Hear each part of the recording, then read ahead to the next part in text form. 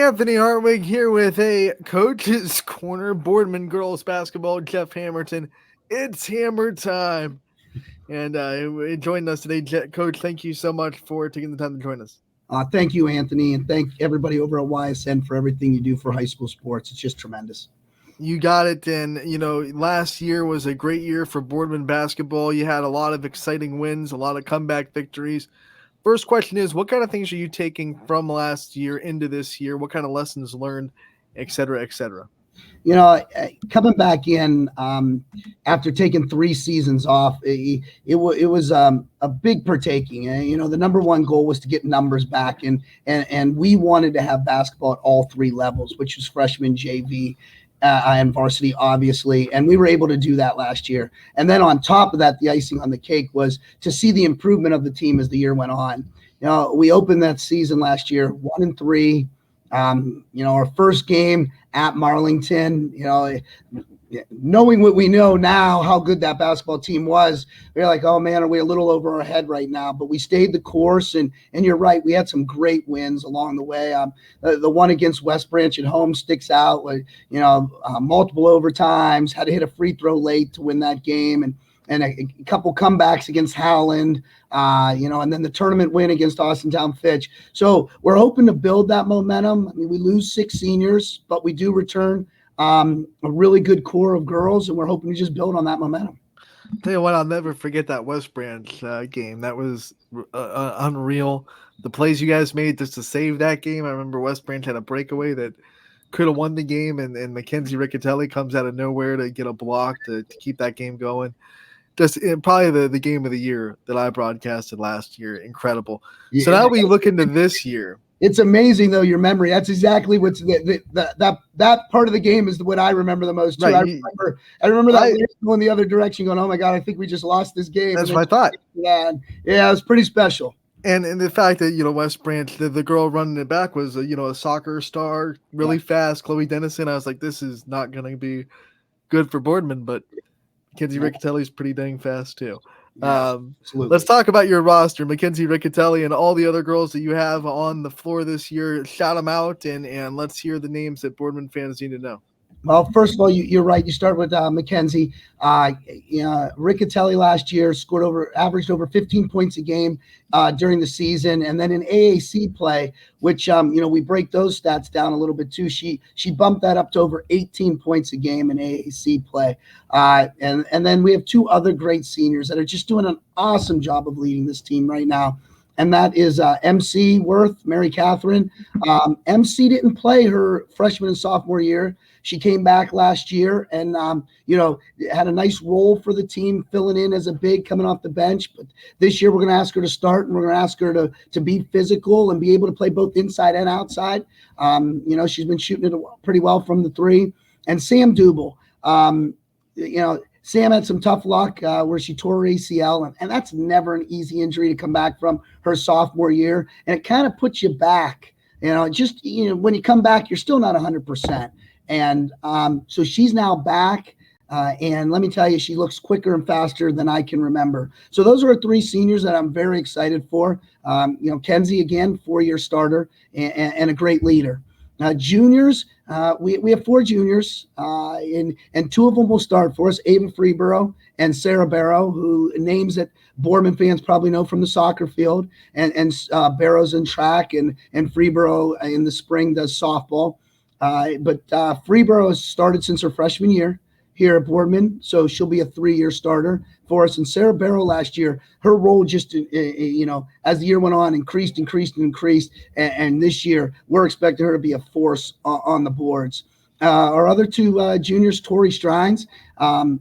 Tori's another name that Boardman fans probably know from another sport, which is softball. She's a heck of a center fielder, great pitcher, but, she can shoot the ball. And she's physical and she gets after it. And we're looking for her to be right there as a 6th man coming right off the bench. And then Amira Musa's worked hard in the offseason. We don't know exactly what role she'll play, but another one of our juniors. So upperclassmen, we have 7 girls up there.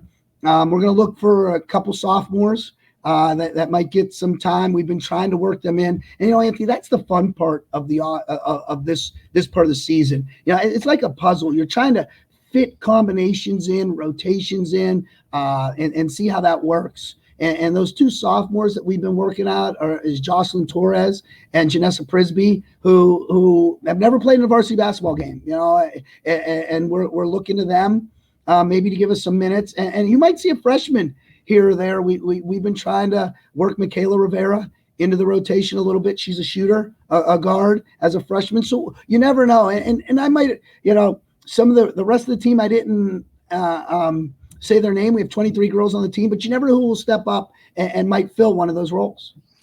Coach, when you're talking about this roster, obviously you have 3 great senior leaders. If you had to pick someone that's a non-senior that you start to already see the seeds of leadership and the seeds of they're going to be a great leader when their number is called and they have to be a bigger leader in the future, who are some players that come to mind? The 2 juniors that'll be starting, and that's Ava Freeborough and Sarah Barrow. One thing that I always say is, that you're starting to get there when the game starts slowing down for you. That first time you're in for varsity, it seems like, oh man, we're going at 1,000 miles per hour. But the game has seemed to slow down for both Freeborough and Barrow. Freeborough is going to get Kenzie off the ball a little bit, so she'll handle the point guard. So obviously you need to be a leader when you're a point guard. And Sarah Barrow's doing a great job of doing the little things, maybe the things that don't always show up in the stat sheet, setting great screens, reading the rebounds, which way the ball is going to come off. We had our first scrimmage last week, and Sarah was just ripping rebounds down left and right. And she's not the biggest kid on the floor, but those are things that I can see as their careers progress just will lead to great leadership. You took over last year, and in a coach's first year, it's all about establishing your culture, establishing your philosophy, getting people to buy in. Now that you're coming into this year, do you start to see everything that you want to see culture-wise, philosophy-wise being instilled into this program? Yes. And that's always the tough thing when you come in.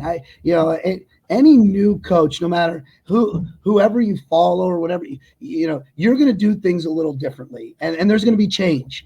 And a lot of times, the kids who played in another system, change is always difficult for people. So we instilled some things that we thought would work for us last year, and a culture that we want to play.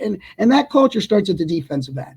We want to be known as a team that plays great defense. We want you to have to grind out every offensive possession. We want to be great in transition defense. One thing I've learned over the years is, you start letting teams get up and down on you, they start feeling pretty good about it, and they'll start scoring some points. But if you make every possession difficult, you'll be in every game. So the number one thing we're doing with the culture is we're working on defense every day.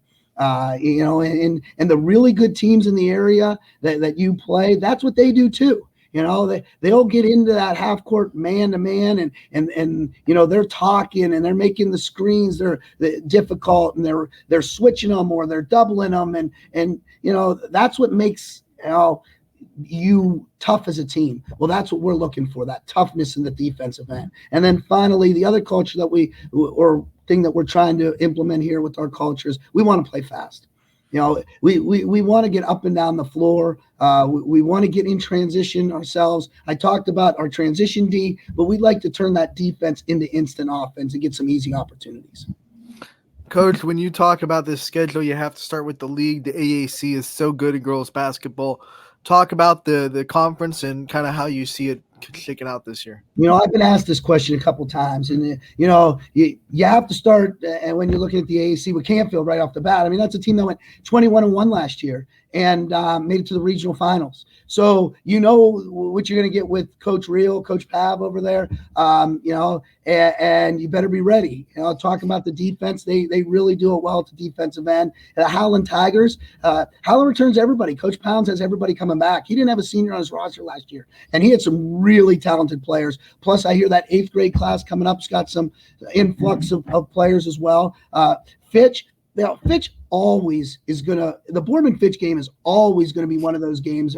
There's a lot of emotion with it. A lot of really good basketball players on the floor. New coaching staff over at Fitch, so the excitement is high, and they're going to be energized and ready to go. And then Warren Harding, what a physical and athletic team they are in and year out, and they're very creative at the defensive end, and they'll trap you and they'll run zone presses on you, and you have to be ready. So every night you step out in the AAC, you know that you're in for a battle. I really like that all the AAC teams are different styles too. Like, you got Fitch who loves to shoot the ball. You got Canfield that plays such good defense. Warren Harding's so athletic, and then Howland's kind of a hybrid of all three of those things. So love the fact that you get to see different styles of basketball in the conference. Smaller conference, so you get a lot of chances to go outside of it and test yourself. Who are some teams non-conference wise that you're excited to see your team go up against? Now, we're playing a very difficult schedule, just like last year. Now, Marlington, we're playing them again out of conference, who just, what you're getting with them. They're going to play a great full court zone, trapping defense, and make you have to beat them from the outside. Louisville's on that schedule, and man, do they have a couple shooters on that team, and they might have one of the best players in this area. We're playing Lake Federal League School, who were they really talented last year, and they returned their best player as well. So those are early games out of conference. I'm excited to play in the United Way Classic again. We haven't played in that in a while, and that's that game that's on TV all day long at Poland, and we're going to play the Poland Bulldogs. Coach Blanche is going to have those girls ready. He rarely loses that game. That's his game where they host and they do really well. And then we're also playing in the South Range Holiday Tournament, which is great. We're getting a team out of Columbus and Hilliard.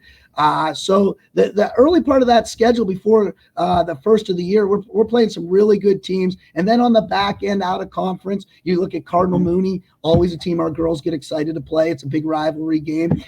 Salem's on that part of the schedule and after the first of the year. And then West Branch, who you watch West Branch walk into the gym and you're like, wow, what college are they? They are so big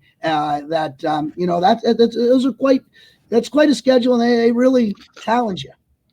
It's Walt Shields University. Yeah, we were there in the summer this year. They walked by us, and every girl's a foot taller than me. I'm like, oh my gosh, he's starting point guard's taller than me. Like you said, you took 3 years off, came back last year. What's it been like for you to get back into the coaching community and to kind of shake hands with a lot of these coaches that you play against and to build relationships with some of the newer coaches that maybe you didn't know before? What's that been like for you?